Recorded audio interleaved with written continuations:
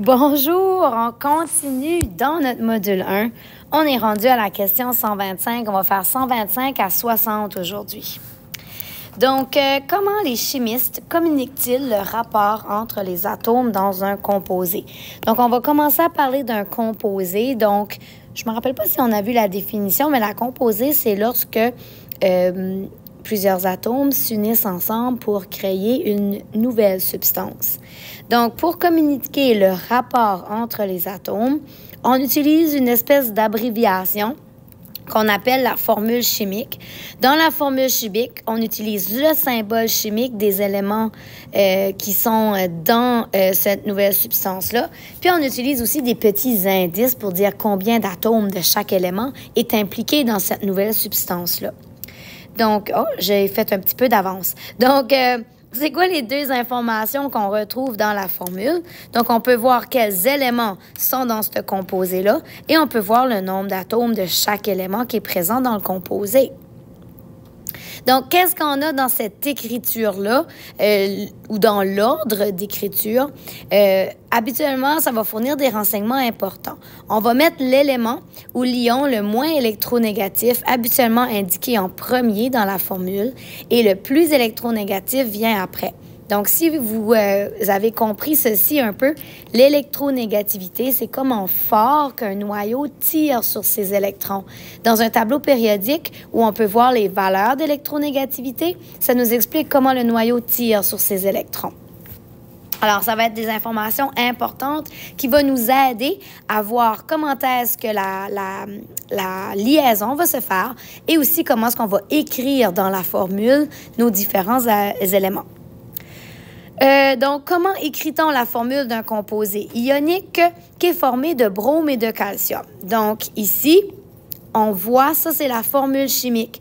Donc, on peut voir, qu'il y a deux éléments dans ce composé-là, le calcium et le brome, et on voit notre petit indice 2. OK? Le calcium, ici, il n'y a pas d'indice, automatiquement, c'est un petit 1. Ça veut dire qu'on a un atome de calcium et deux atomes de brore dans ce composé-là. Donc, maintenant, pourquoi on l'écrit comme ça? Parce que si tu regardes, le calcium, c'est un métal avec une faible électronégativité. C'est pour ça qu'on l'écrit en premier ici. Le brome a une électronégativité plus forte, donc on l'écrit en deuxième. Et comme je l'ai déjà mentionné, qu'est-ce que ce petit 2 veut dire là? Ça veut dire qu'il y a deux atomes de brome pour un atome de calcium. Donc, qu'est-ce que c'est qu'une liaison chimique? La liaison chimique, c'est une force d'attraction qui attire les atomes d'un élément vers les atomes d'un autre élément à l'intérieur d'un composé. Donc, c'est vraiment une force d'attraction qui va faire que les atomes vont vouloir se rapprocher. Et par quoi c'est causé ces liaisons-là? C'est vraiment par l'interaction des électrons de valence. Donc, on a déjà parlé plus tôt, le nombre d'électrons de valence va influencer comment est-ce que l'atome veut interagir avec les autres atomes. Qu'est-ce qui va être créé lorsqu'on forme la liaison entre deux atomes? Donc, la formation d'une liaison entre deux atomes va créer un composé qui est beaucoup plus stable que si je prends mes atomes pris individuellement. Pourquoi c'est plus stable? Parce que lorsqu'on fait cette liaison-là, tous les atomes qui sont dans la molécule sont maintenant stables à cause que leur couche de valence est pleine d'électrons. Et on va voir comment. Qu'est-ce qui explique les propriétés qui sont différentes des composés ioniques et covalents? Donc, les propriétés sont différentes à cause de la façon dont les liaisons se forment. On va voir très bientôt que dans les liaisons ioniques, il y a un transfert d'électrons. Il y a pas d'accent là, un transfert d'électrons, alors que dans les composés covalents, c'est un partage d'électrons. Donc, cette différence-là va créer différentes propriétés. Donc, comme que je viens de dire, qu'est-ce que les atomes peuvent faire? Ils peuvent soit être transférés ou ils peuvent être partagés. C'est ça qui va faire que les propriétés vont être différentes. Qu'est-ce qui arrive à un atome lorsqu'il transfère des électrons. Donc, quand un atome va transférer, il va perdre un ou plusieurs de ses électrons de valence et l'autre atome, lui, il va les gagner. So, c'est vraiment comme une situation où je te donne mes électrons. Tu vas être plus heureux avec, les voici, je te les donne, OK? Et l'autre va les recevoir avec beaucoup de gaieté. Quelle sorte d'éléments habituellement que les liaisons ioniques se produisent? Donc ça, c'est les liaisons ioniques qu'on parle de. Ça va se faire entre un métal et un non-métal. Le métal a une électronégativité très basse, donc il n'attache pas beaucoup ses électrons, il les attire pas beaucoup, alors que mon non-métal a une électronégativité très haute, donc lui, il attire beaucoup ses électrons. Donc c'est là qu'on peut faire le transfert. Alors, je viens de le dire, les métaux ont tendance à perdre leurs électrons parce que leur électronégativité est basse, alors que, c'est ça, alors que les non-métaux, eux, vont tendance à vouloir aller chercher des électrons. J'imagine que c'est la prochaine question. Et voilà. Donc, ceux qui vont accepter le transfert, qui vont gagner ces électrons-là, ce sont les non-métaux parce que leur électronégativité est très élevée. Quand les atomes forment-ils une liaison ionique?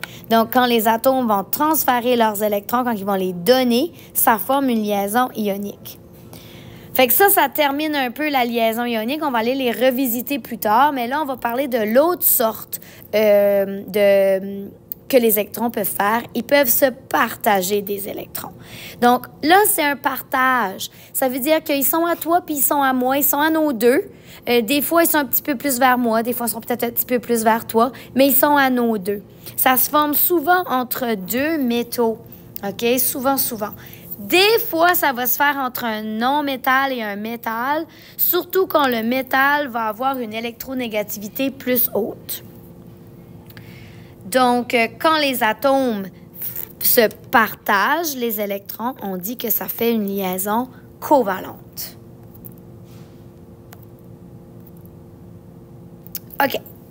Donc, qu'est-ce que chacun des atomes fait quand il forme une liaison? Donc, chacun va attirer les électrons de l'autre atome en plus des siens. Parce que si j'ai deux atomes comme ça avec des électrons, okay, le proton peut attirer ses électrons à lui, mais il peut aussi essayer d'attirer les électrons de l'autre. C'est ce qu'on appelle l'électronégativité. C'est la mesure d'un atome, sa capacité à attirer un électron vers lui. Plus ton électronégativité est haute, plus tu peux tirer les électrons vers toi. Quel symbole qu'on utilise? C'est E accent aigu N. Puis ça, cette valeur-là, il va avoir une valeur numérique dans les tableaux périodiques et ça peut nous dire comment est-ce qu'un atome peut attirer un électron vers lui. Il y a des tendances qu'on peut voir dans le tableau périodique avec l'électronégativité par rapport à la taille des atomes. L'électronégativité est l'inverse de la taille de l'atome. Est-ce que ça explique plus tard? OK, ça explique un petit peu plus tard. Donc, si j'ai un atome et je mets beaucoup de niveaux d'énergie, OK, donc sa taille augmente. Si sa taille augmente, son électronégativité va descendre. Pourquoi? Parce que nous, on sait que les électrons de valence sont les électrons qui sont sur la dernière couche. La dernière couche est très loin de mon noyau positif, donc c'est très difficile pour le noyau d'attirer ces électrons. Donc, plus l'atome grossit, plus il a de niveau d'énergie, plus le noyau positif a de la difficulté à attirer ses électrons vers le centre, alors son électronégativité diminue. Alors que si je prends un atome qui aurait un exemple seulement 2 niveaux d'énergie, le deuxième niveau est proche du noyau positif, alors il peut tirer très, très fort sur ses électrons, alors son électronégativité augmente. Maintenant, de gauche à droite, donc de gauche à droite dans une période, l'électronégativité augmente. Pourquoi?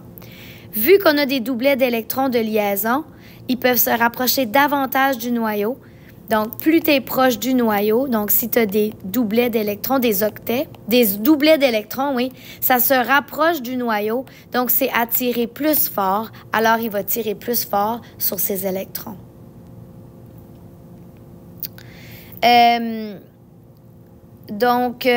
Ici, pourquoi la taille des atomes diminue maintenant de gauche à droite? La taille de l'atome diminue. Pourtant, il y a plus de protons. Bien, regarde bien. Si tu as plus de protons dans le centre, OK, ton électronégativité va augmenter. Donc, tu as plus de charges positives. Mais vu que tu es sur la même période, tu as quand même le même nombre de niveaux d'énergie. Tu as 2 niveaux d'énergie. Mais à cause que tu as un noyau beaucoup plus positif, parce que tu as plus de protons, il va attirer plus fort ces électrons. Alors que dans la même période, au début ici, tu as moins de protons, donc tes électrons vont être attirés un peu moins. Et qu'arrive-t-il à l'électron? Je l'ai expliqué tout à l'heure. Donc, l'électronégativité, lorsqu'on descend dans une famille, l'électronégativité, elle diminue, elle aussi, à cause que les niveaux d'énergie augmentent, puis les électrons sont beaucoup trop loin. Même chose ici. Pourquoi la taille des atomes augmente-t-elle alors qu'on descend dans la famille? La taille augmente parce qu'on augmente le niveau d'énergie. OK? Donc, le nombre de niveaux d'énergie, à chaque fois qu'on descend, ça rajoute un niveau d'énergie. Ça augmente la taille de l'atome. Quel effet l'augmentation du nombre de niveaux d'énergie a sur les électrons? Bien, plus que tu mets des niveaux d'énergie, plus les électrons de valence sont loin et moins le noyau peut les attirer fortement. Qu'est-ce qu'on doit faire pour savoir si la liaison entre 2 atomes va être ionique et covalente? OK? Donc, on vous avait dit que, en gros, ionique, c'est un métal plus un non-métal. On avait dit qu'en gros, covalente, c'est 2 non-métaux. Mais on avait dit que ça pouvait être covalente si le métal avait une forte électronégativité avec le non-métal. Donc, les scientifiques ont remarqué qu'il y a une façon assez claire de savoir quel genre de liaison qui va se faire et on va voir la différence d'électronégativité entre les 2 atomes et c'est ce qu'on appelle delta EN.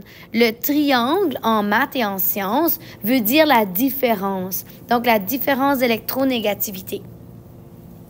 Alors, on veut toujours s'assurer que la différence reste positive. Alors, quand tu vas faire le calcul de l'électronégativité d'un atome, on va marquer un atome X, moins l'électronégativité d'un atome Y, tu vas toujours commencer avec la plus grande valeur d'électronégativité, moins la plus petite valeur, ce qui va faire que ta différence d'électronégativité va toujours être positive.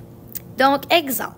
Faisons le calcul de la différence d'électronégativité entre un potassium et un fluor. Donc, si tu vas voir dans ton tableau périodique, l'électronégativité du potassium, c'est 0,82. L'électronégativité du fluor est 3,98. Je prends ma plus grande valeur, je soustrais ma plus petite, ça me fait 3,16. Ça, c'est ma différence d'électronégativité. Quand ils ont la même électronégativité, OK? Alors, un exemple, si je compare l'oxygène avec l'oxygène, bien, si c'est le même atome, ils vont avoir la même électronégativité. Donc, la différence d'électronégativité va être 0. Ça va être automatiquement une liaison covalente. On va voir plus tard comment ça va se faire. Quand les électronégativités sont très, très, très, très différentes, comme dans le fluorure de potassium, le fluor et le potassium, l'atome qui a la plus faible électronégativité, donc on avait vu que c'était le potassium, il va perdre son électron, il va le donner à l'électronégativité la plus élevée, qui était le fluor. OK? C'est pour ça qu'on a une grande différence d'électronégativité ici. Que peuvent faire les atomes si la différence d'électronégativité... Attends, je vais relire ma question. Que peuvent faire des atomes qui ont une différence d'électronégativité sans échanger les électrons? Donc, les atomes qui ont une électronégativité différente peuvent les partager, mais ça va faire un partage inégal d'électrons. On va aller voir ça juste un petit peu plus loin. Donc, les chimistes considèrent une certaine valeur de différence d'électronégativité pour séparer la liaison ionique et covalente. Alors, si je calcule ma différence d'électronégativité et que c'est plus grand que 1,7, on peut considérer que la liaison sera ionique. Donc, la liaison, par conséquent, la liaison qui est covalente est plus petite que 1,7. Et là, on va même aller un peu plus loin. Les chimistes vont parler de la covalente non polaire et de la liaison covalente polaire. On va voir ça un petit peu plus tard aussi. Mais si ma différence d'électronégativité est plus petite ou égale à 0,5, on va dire que ça va me faire une liaison covalente non polaire. Donc, c'est un partage un peu plus égal des électrons. Ça ne va pas créer de pôle. Alors que, on va voir ça plus tard, OK? Frayez-vous pas, là. Mais si la différence d'électronégativité est entre 0,5 et 1,7, on va dire que la liaison est covalente polaire. Dans votre manuel, tu as ce petit diagramme ici qui te montre visuellement où se situent principalement les liaisons. Donc, ça, c'est ma différence d'électronégativité. Mon 1,7, c'est ma limite. Ici, c'est surtout ionique. Et là, on dit surtout. Qu'est-ce que ça veut dire? Il y a des exceptions. Entre 1,7 et 0,5, ça va être une covalente polaire. Et entre 0,5 et 0, surtout covalente non polaire. Mais ici, il faut faire attention. OK? Le surtout nous dit qu'il y a comme des exceptions. Et regarde bien ici, ça dit de reproduire attentivement ce tableau. Ils ont montré différentes électronégativités. Donc ça, c'est mon delta et N. OK? Donc, différentes électronégativités. Dans la ligne ici, il nous montre c'est quoi le pourcentage, donc c'est quoi le pourcentage de chance que cette liaison-là soit ionique et c'est quoi le pourcentage de chance que cette liaison-là soit covalente. Si tu regardes, si ma différence d'électronégativité est 0, c'est 100% de chance que c'est une liaison covalente, donc un partage. Ça, c'est l'exemple de l'oxygène avec l'oxygène. La différence d'électronégativité, c'est le même atome et les zéros. C'est automatiquement une liaison covalente. Tu n'as pas le choix. OK? Maintenant, au fur et à mesure que j'augmente ma différence d'électronégativité, j'augmente ma chance que ma liaison ionique se produit et je diminue ma chance que la liaison covalente se produit. Regardez ici, à 3,03, c'est quand même une haute différence d'électronégativité. Il y a encore une petite chance que j'ai une liaison covalente et beaucoup de chances que j'ai une liaison ionique. Mais il faut faire attention, il y a toujours des exceptions. Alors maintenant, tu vas aller faire les exercices qui vont te faire calculer, qui vont te faire réfléchir sur la liaison ionique et covalente. Bon travail!